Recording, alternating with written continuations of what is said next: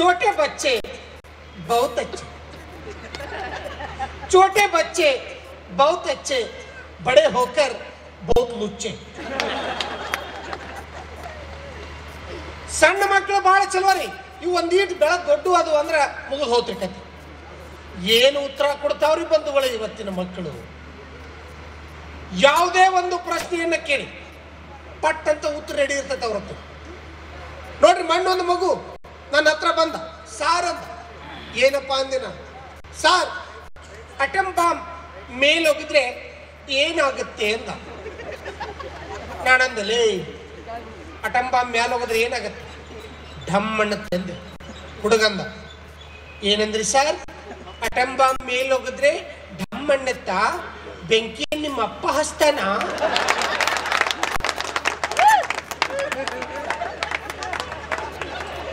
ನೋಡ್ರಿ ಎಷ್ಟು ಸತ್ಯ.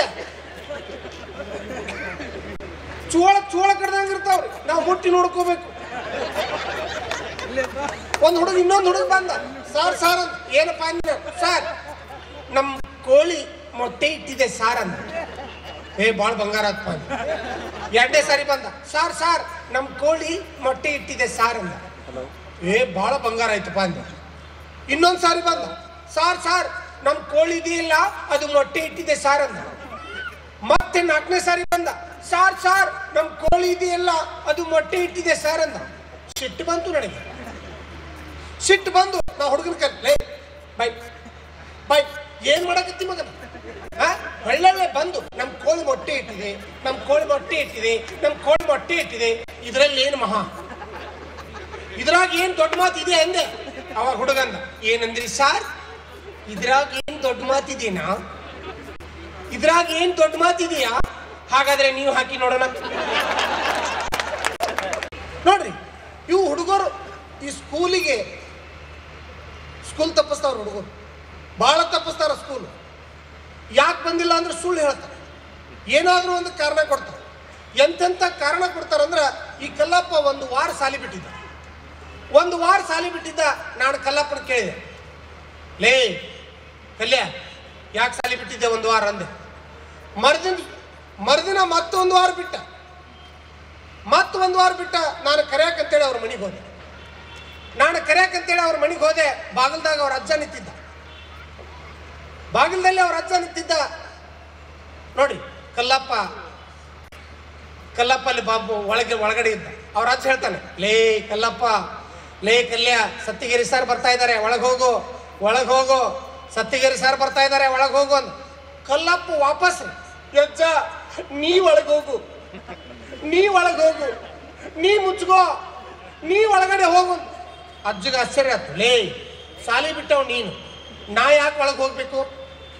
ಅವಾಗ ಕಲ್ಲಪ್ಪ ಹೇಳಿದ, ಅಜ್ಜ ಸತ್ತಿಗೇರಿ ಸರ್, ಅಜ್ಜ ನೀ ಸತ್ತಿ ಅಂತ ಹೇಳಿ ಸತ್ತಿಗೇರಿ ಸರ್ಗೆ ಸುಳ್ಳು ಹೇಳಿ ಒಂದು ವಾರ ಸಾಲಿ ಬಿಟ್ಟಿನಿ ಅಂದ. ಯಾರ್ಯಾರು ಕೊಲ್ತಾರೋ ಹೇಳಕ್ ಬರಂಗಿಲ್ರಿ ಇವರು. ನಾವೊಂದು ಕಾರ್ಯಕ್ರಮ ಹೋಗಿದ್ದೆ ಗುಲ್ಬರ್ಗದಾಗ. ನನ್ನ ಪರಿಚಯವನ್ನು ಮಾಡ್ಬೇಕಾಗಿರ್ತಕ್ಕಂಥ ವ್ಯಕ್ತಿ 5 ನಿಮಿಷದಲ್ಲಿ ತಗೊಂಡಿರ್ತಕ್ಕಂಥ ನನ್ನ ಬಯೋಡಾಟಾವನ್ನ ಪರಿಚಯ ಕಾರ್ಯಕ್ರಮದಲ್ಲಿ 45 ನಿಮಿಷ ನನ್ನ ಬಗ್ಗೆ ಪರಿಚಯ ಮಾಡಿಕೊಟ್ಟ. ನನಗೆ ಖುಷಿ ಆಯ್ತು. ನಾವತ್ತು 1 ಗಂಟೆ ಮಾತಾಡಬೇಕಾಗಿರ್ತಕ್ಕಂಥ ಈ ಪರಿಚಯ ಭಾಷಣದ ಒಂದು ಪ್ರೇರಣೆಯೊಂದಿಗೆ ಅವತ್ತು ನಾನು 1.5 ಗಂಟೆ ಮಾತಾಡಿದೆ. ಕಾರ್ಯಕ್ರಮ ತುಂಬಾ ಸಕ್ಸಸ್ ಆಯ್ತು. ಕಾರ್ಯಕ್ರಮ ಮುಗಿದಾದ ನಂತರ ಎಲ್ಲರೂ ಹೊರಡ್ತಾ ಇದ್ರು. ಪರಿಚಯ ಮಾಡಿಕೊಟ್ಟಿರ್ತಕ್ಕಂಥ ವ್ಯಕ್ತಿಯೂ ಸಹ ಅವಸರದಿಂದ ಹೋಗ್ತಾ ಇದ್ದ.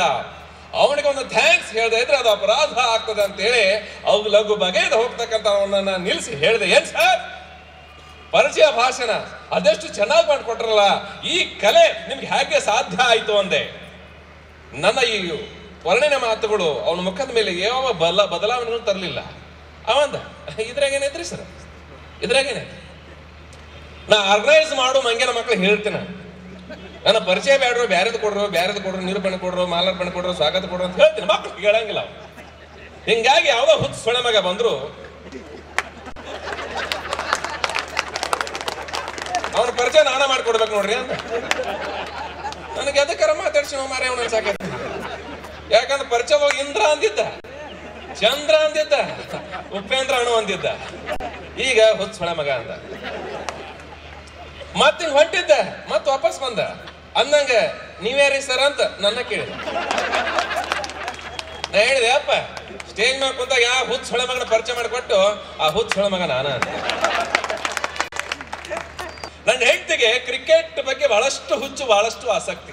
ಸಚಿನ್ ತೆಂಡೂಲ್ಕರ್ ಬ್ಯಾಟಿಂಗ್ ಮಾಡ್ತಾ ಇದ್ದ, 4, 6 ಹೊಡಿತಾ ಇದ್ದ, ಅಗ್ದಿ ಖುಷಿಯಿಂದ ಅವಳು ಎಂಜಾಯ್ ಮಾಡ್ತಾ ಇದ್ಲು. ನಾನು ಧರಿಸಿರ್ತಕ್ಕಂಥ ಬಟ್ಟೆ ಹೇಗೆ ಕಾಣ್ತದೆ ಅಂತಕ್ಕಂಥ ನನ್ನ ರಾಣಿಗೆ ತೋರಿಸಿದ್ರು ಸಾಕು ಅಂತೇಳಿ ನಾ ಹೋಗಿ ಅವಳು ಪಕ್ಕದಲ್ಲಿ ನಿಂತೇಲೆ, ನಾ ಹಾಕೊಂಡಿರ್ತಕ್ಕಂಥ ಜುಬ್ಬದಲ್ಲಿ ಹೇಗೆ ಕಾಣ್ತಾ ಇದ್ದೀನಿ ಅಂತ ನಾ ಪ್ರಶ್ನೆ ಕೇಳೋದಕ್ಕೂ ಸಚಿನ್ ತೆಂಡೂಲ್ಕರ್ ಸಿಕ್ಸರ್ ಹೊಡೆಯೋದಕ್ಕೂ ಸಾಟಿಯಾಗಿ ಅವಳು ಹೇಳಿಬಿಟ್ಲು, ವಾವ್ ಛಕ್ಕ ಅಂದ್ಲು.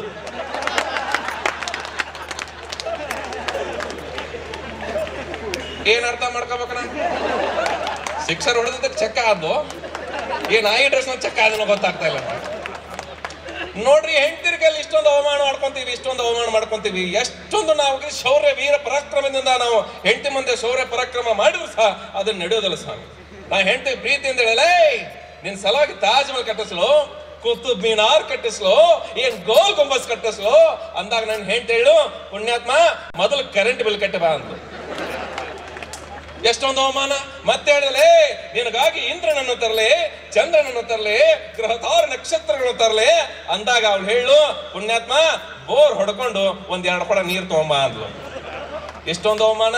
ಕೊನೆನ ಹೇಳಿದಲೇ, ಈ ಗೌರ್ಮೆಂಟ್ ನಲ್ಲಿ ನಾನೇದ್ರು ಅದು ಏನಾದ್ರು ಈ ಗೌರ್ಮೆಂಟ್ ನನ್ನ ಕೈಲಿ ಇದ್ದಿದ್ದೆ ಆದ್ರೆ, ಗೌರ್ಮೆಂಟ್ ಅನ್ನೋದು ನನ್ನ ಕೈಯಲ್ಲಿ ಇದ್ದಿದ್ದೆ ಆದ್ರೆ ಬಹಳಷ್ಟು ಬದಲಾವಣೆ ನಾ ತರ್ತಾ ಇದ್ದೆ, ಈ ಜಗತ್ತನ್ನೇ ಚೇಂಜ್ ಮಾಡ್ತಾ ಇದ್ದೆ ಅಂದಾಗ ನಾನು ಹೆಂಡತಿ ಹೇಳು, ಪುಣ್ಯಾತ್ಮ ಶರ್ಟ್ ಹಾಕೊಂಡು 1 ವಾರ ಆಯ್ತು, ಗಬ್ಬು ನಾರ್ತಾ ಇದೆ, ಮೊದಲು ಅದನ್ನ ಚೇಂಜ್ ಮಾಡುವ ಅಂತ. ನಮ್ಮನ್ನು ಯಾವ ರೀತಿಯಾಗಿ ಕಡಿಸ್ಕೊಳ್ತಾರೆ, ಯಾವ ರೀತಿಯಾಗಿರ್ತಕ್ಕಂಥ ಅವಮಾನ ಕೇಳಿ ಮಾಡ್ತಾರೆ ಹೇಳಕ್ಕೆ ಬರೋದಿಲ್ಲ. ಒಂದಿನ ನನ್ನ ಮಗನನ್ನ, 3 ವರ್ಷದ ಮಗ, ಅವನು ಎತ್ಕೊಂಡು ಆಡಿಸ್ತಾ ಇದ್ದೆ, ಅವನು ಅಳ್ತಾನೆ ಇದ್ದ, ಎತ್ಕೊಂಡು ಆಡಿಸ್ತಾನೆ ಇದ್ದೆ, ಅಳ್ತಾನೆ ಇದ್ದ, ಹೆಗಲ ಮೇಲೆ ಕೂತ್ಕೊಂಡು ಆಡಿಸ್ತಾ ಇದ್ದೆ, ಅಳ್ತಾನೆ ಇದ್ದ. ನನ್ನ ಹೆಂಡತಿ ಕೇಳು, ರೀ ಅವನೇ ಕಳ್ತಾ ಇದ್ದಾನ್ರಿ ಅಂದ್ಲು. ನಾನು ಹೇಳಿದೆ, ಅವನ್ಗೆ ಮಂಗನ ಮೇಲೆ ಏನೋ ಕೂತ್ಕೋಬೇಕಂತೆ, ಅದಕ್ಕೆ ಹಠ ಹಿಡ್ದು ಆಡ್ತಾ ಇದ್ದಾನೆ ಅಂದೆ. ಅವಳು ಹೇಳಿದ್ಲು, ಈಗ ನಿಮ್ಮ ಡ್ಯಾಡಿ ಮೇಲೆ ಕೂತಿಲ್ವಾ? ಮಂಗನ ಮೇಲೆ ಕೂರ್ಬೇಕಂತ. ಯಾಕೆ ಈಗ ನಿಮ್ ಡ್ಯಾಡಿ ಮೇಲೆ ಕೂತಿಲ್ವಾ? ಇನ್ನೆಂತ ಮಂಗ ಬೇಕು ನಿನಗೆ ಅಂತ ಅಂದ್ರೆ ಅಪ್ರತ್ಯಕ್ಷವಾಗಿ ನಾವು ಮಂಗ್ಯ ಅನ್ನಂಗ ಆಗ್ತದೆ.